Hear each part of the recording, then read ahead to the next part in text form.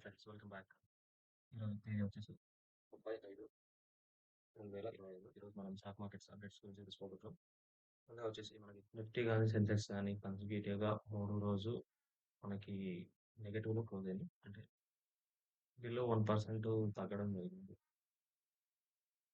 మనం చూసుకుంటే మార్కెట్స్ అనేది ఈరోజు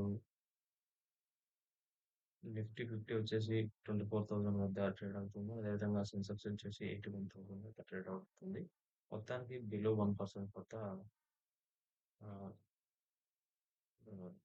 మనకి ట్రేడ్ కావడం జరిగింది. అంటే బిలో 1% వద్ద క్లోజ్ అయింది. అంటే పెద్ద నెగిటివ్ ఏం కాదు. బట్ ఓవరాల్‌గా అన్ని ఇండెక్స్‌లు కూడా ఈరోజు నెగెటివ్‌లోనే ట్రేడ్ అవ్వడం జరిగింది. క్లోజ్ అవ్వడం జరిగింది. ముఖ్యంగా మనకి నిఫ్టీలో చూసుకుంటే బ్యాంక్ నిఫ్టీ గాని, తర్వాత నిఫ్టీ ఫైనాన్షియల్ సర్వీసెస్ గాని మనకి పాజిటివ్‌గా క్లోజ్ కావడం జరిగింది. అదేవిధంగా నిఫ్టీ మిడ్ క్యాప్ ఈ 3 సెక్టర్స్ మేజర్ సెక్టర్స్ మనకి పాజిటివ్‌గా క్లోజ్ అయినాయి. మిగతావన్నీ కూడా నెగెటివ్‌గానే క్లోజ్ అయినాయి. బిలో 1% అన్నమాట. పెద్దగా చింతించాల్సిన అవసరం అయితే ఏం లేదు. తర్వాత స్మాల్ క్యాప్‌లో వచ్చేసి నిఫ్టీ స్మాల్ క్యాప్ 50 అనేది పాజిటివ్ క్లోజ్ అయింది. తర్వాత నిఫ్టీ స్మాల్ క్యాప్ 250 పాజిటివ్‌గా క్లోజ్ అయింది. నిఫ్టీ మిడ్ క్యాప్ 250 పాజిటివ్‌గా క్లోజ్ అయింది ఈరోజు.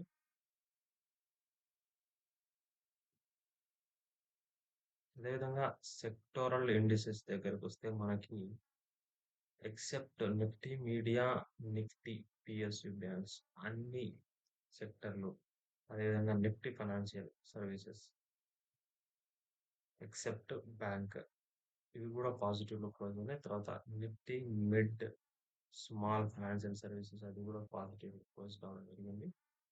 సో మిగతా అన్ని ఇండిసెస్ కూడా సెక్టరల్ ఇండిసెస్‌లో నెగెటివ్‌లో క్లోజ్ అయినాయి. మన ఆటో చూసుకున్నా, ఫైనాన్స్ చూసుకున్నా, ఎఫ్ఎంసీజీ చూసుకున్నా, ఐటీ చూసుకున్నా, మీడియా చూసుకున్నా, మెటల్ చూసుకున్నా, ఫార్మా చూసుకున్నా, తర్వాత పిఎస్‌యు బ్యాంక్ చూసుకున్నా, ప్రైవేట్ బ్యాంక్ చూసుకున్నా, నిఫ్టీ రియాల్టీ చూసుకున్నా, తర్వాత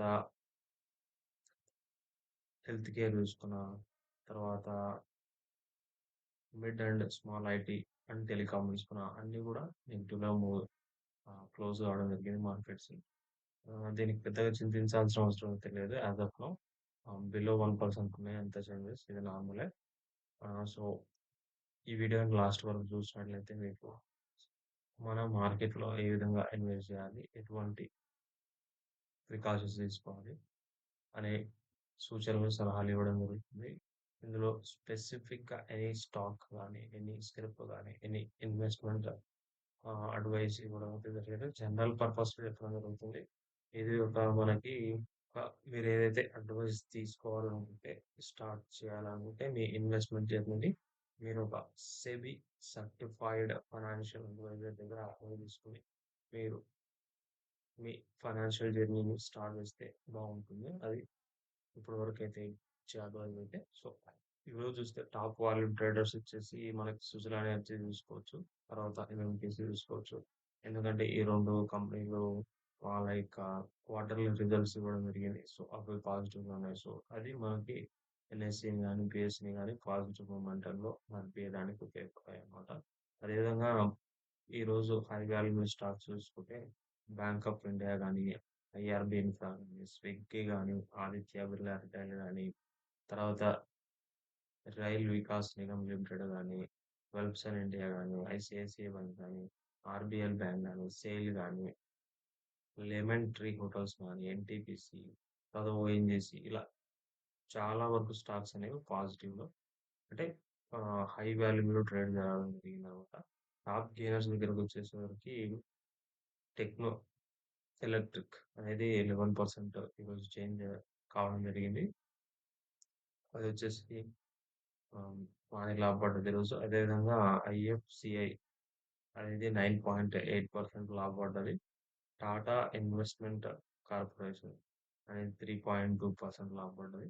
తర్వాత అజంతా రాజ్ లిమిటెడ్ అనేది 3% ఈరోజు గెయిన్ కావడం జరిగింది. అదేవిధంగా ఎస్కేఎఫ్ ఇండియా అనేది 2.9% అండి.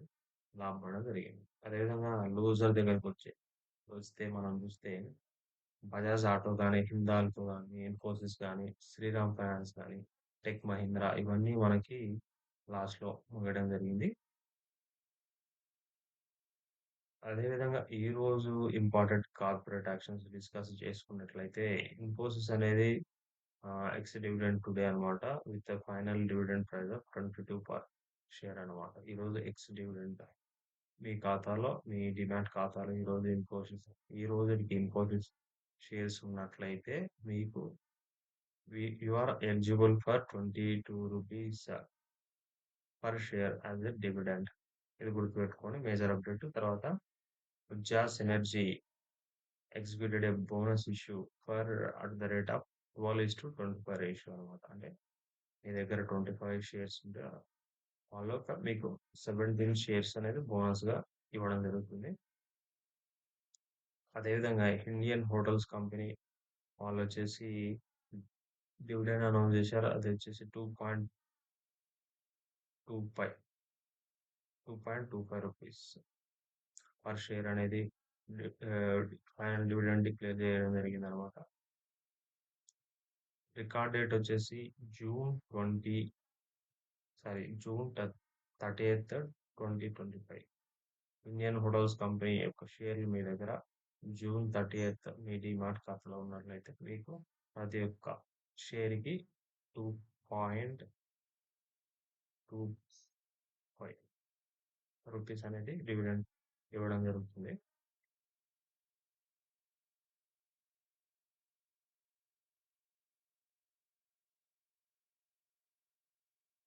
ఇప్పుడు చూసిన మార్కెట్ ట్రెండ్ చూసుకుంటే ఈ విధంగా నడిచిందనమాట. ఇంకా ముఖ్యమైన మార్కెట్ న్యూస్‌లో చూసుకుంటే మనం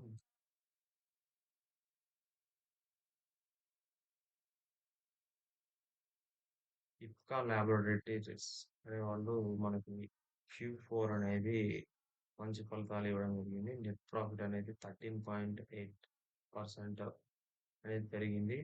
which is equal to 67 crores అన్నమాట. రెవెన్యూ అనేది 2246 క్రోర్స్ రెవెన్యూ ఉంది. తర్వాత ఈబిఐటీడీ అనేది 33% చేరడం జరిగింది. With a overall profit of 428.8 crore అన్నమాట. ఈప్కా కంపెనీ. వాళ్ళు వచ్చేసి Q4 అనేది పాజిటివ్‌గా ఉన్నాయి రిజల్ట్స్. అదేవిధంగా టెక్స్మాకో రైల్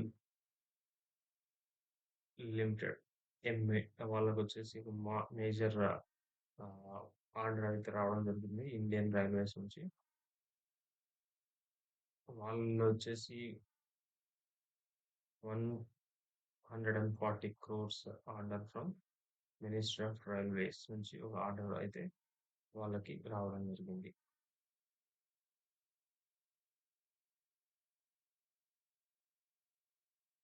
ఆల్కిన్ కంపెనీ వచ్చేసి వాళ్ళ యొక్క Q4 రిజల్ట్స్ అనేది మిక్స్డ్ రిజల్ట్స్ ఉన్నాయి.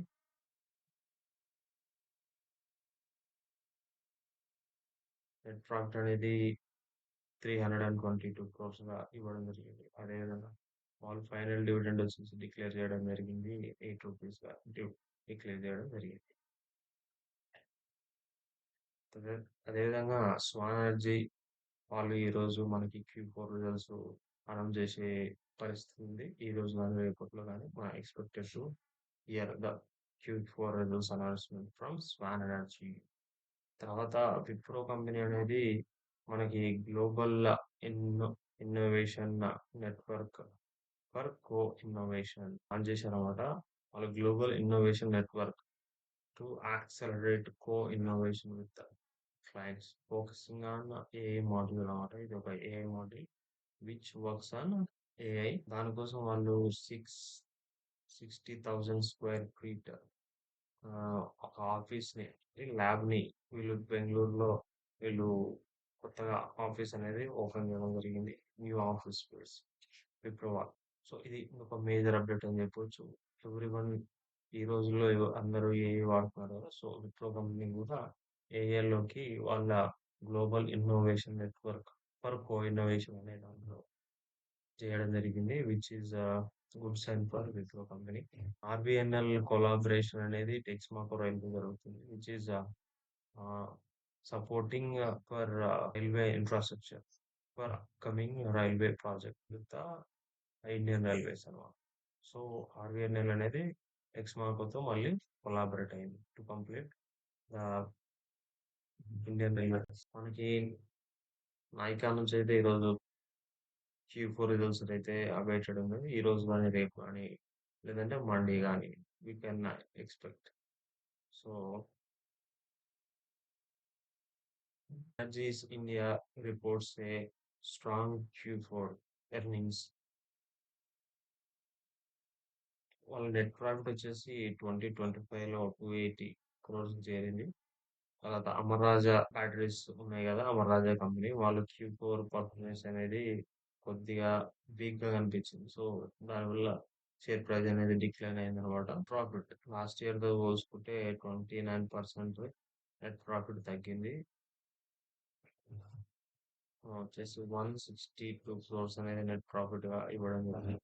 అది 2024తో పోలిస్తే ఒక 30% డౌన్ ఉందన్నమాట. లాస్ట్ ఇయర్ ఇదే టైంకి వాళ్ళు 340 క్రోర్స్ అనేది ప్రాఫిట్ చూపించారు. ఈ ఇయర్ అనేటువంటిది వాళ్ళు మార్జిన్ తగ్గింది. ప్రాఫిట్స్ తగ్గాయి. ఓవరాల్‌గా 162 క్రోర్స్ అనేది ప్రాఫిట్ పోల్ చేశారు.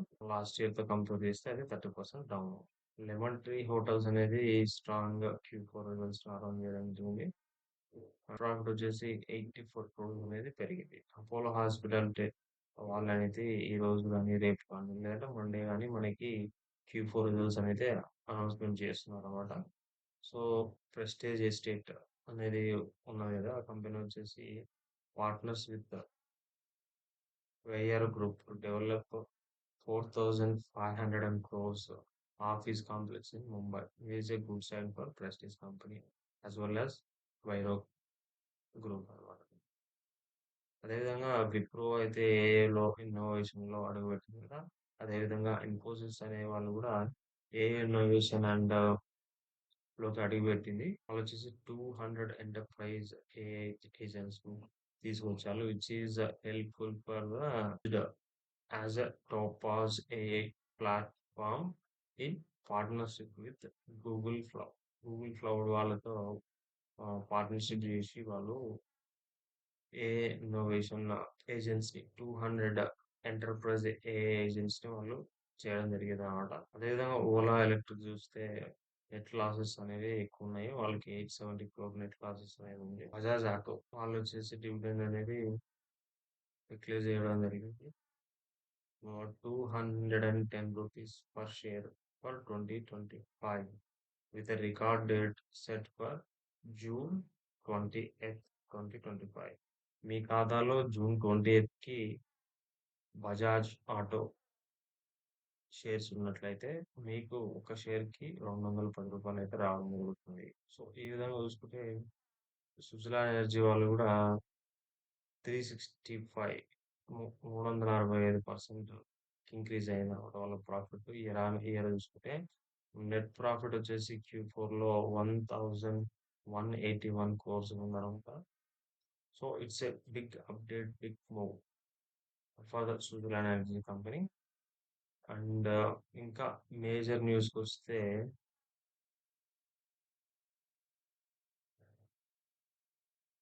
ఇండిగో వాళ్ళొచ్చేసి ఇంటర్నేషనల్ డెస్టినేషన్ ఇంక్రీజ్ చేయాలనుకుంటున్నారు ఈ ఇయర్‌లో. అదేవిధంగా 2030కి వాళ్ళు 600 కొత్త ఎయిర్‌క్రాఫ్ట్‌ని పర్చేజ్ చేయాలనే ఆలోచనలో ఉన్నారు. షామీ హోటల్స్ అనేది ప్రాఫిట్ Q4 అనేది 306 ఇయర్ ఆన్ ఇయర్ కంపేర్ చేస్తే ఇంక్రీజ్ అయిందనమాట. Which is equal to 46 crores with revenue rising 14.2%. ఓవరాల్‌గా వచ్చేసి వాళ్ళకి రెవెన్యూ అనేది 318 కోట్లు ఉంది. ప్రాఫిట్ అనేది 46 క్రోర్‌గా చూపియడం జరిగింది. ఇంకో అప్డేట్ వచ్చేసి ఈక్విటీ స్మాల్ ఫైనాన్షియల్ బ్యాంక్ వాళ్ళ బోర్డ్ అనేది QIPని అప్రూవ్ చేయడం జరిగింది. Which is they are going to raise a capital of 1,250 1,250 crores అనేది ఫండింగ్ రాబోతుందనమాట. ఇంకో మేజర్ అప్డేట్ వచ్చేసి హుండాయ్ మోటార్స్ ఇండియా వాళ్ళొచ్చేసి యాక్టర్ పంకజ్ త్రిపాఠిని వాళ్ళ బ్రాండ్ అంబాసిడర్‌గా ఎన్నుకోవడం జరిగింది. అదేవిధంగా Bajaj holding and investment limited వాళ్ళొచ్చేసి ఫుల్ మార్చ్ ఫుల్ వరకు Q4 రిజల్ట్స్ అనేది ఇయ్యడం జరిగింది. ఇందులో వాళ్ళొచ్చేసి 5,000 క్రోర్స్ అనేది ఉంది ఈ ఇయర్‌లో. లాస్ట్ ఇయర్ ఇదే సమయానికి 72 క్రోర్స్‌గా ఉందన్నమాట. తీసుకోవాలి. సలహా సూచనలు తీసుకున్న తర్వాత పెట్టుబడి పెట్టాలి. మీకు ఇందులో ఎటువంటి నాలెడ్జ్ లేనప్పుడు స్టాక్ మార్కెట్ వైపు రాకపోవడంతో మీకు నాలెడ్జ్ ఉన్నప్పుడు నాలెడ్జ్ గెయిన్ చేసుకున్న తర్వాతనే it is advised to come and invest in stock market. Otherwise don't invest in stock markets and stocks. ఇలాంటి సమయాల్లో మనకి మ్యూచువల్ ఫండ్స్ గాని, ఈటీఎఫ్స్‌లో గాని వెళ్ళొచ్చు. ఆహ్, అవి కూడా మార్కెట్‌లో ఇండియన్ స్టాక్ మార్కెట్‌లో బాగానే మ్యూచువల్ ఫండ్స్ అదేవిధంగా ఈటీఎఫ్స్ కూడా. ఈటీఎఫ్స్, మ్యూచువల్ ఫండ్స్ అనేటువంటివి ఈక్విటీ షేర్స్‌లోనే పెడతాయి. అదేవిధంగా డెట్ సెక్యూరిటీస్‌లో కూడా పెడతాయి. ఇందులో మేజర్ డిఫరెన్స్ ఏంటంటే మ్యూచువల్ ఫండ్స్ అనేది a bunch of securities in a single basket అన్నమాట. మనం ఒక బుట్టలో వివిధ రకాలైనటువంటి పోర్ట్‌ఫోలియో, వివిధ రకాలైనటువంటి స్టాక్స్‌ను ఒక దగ్గరికి చేరిస్తే దాన్ని మ్యూచువల్ ఫండ్స్ అంటారు.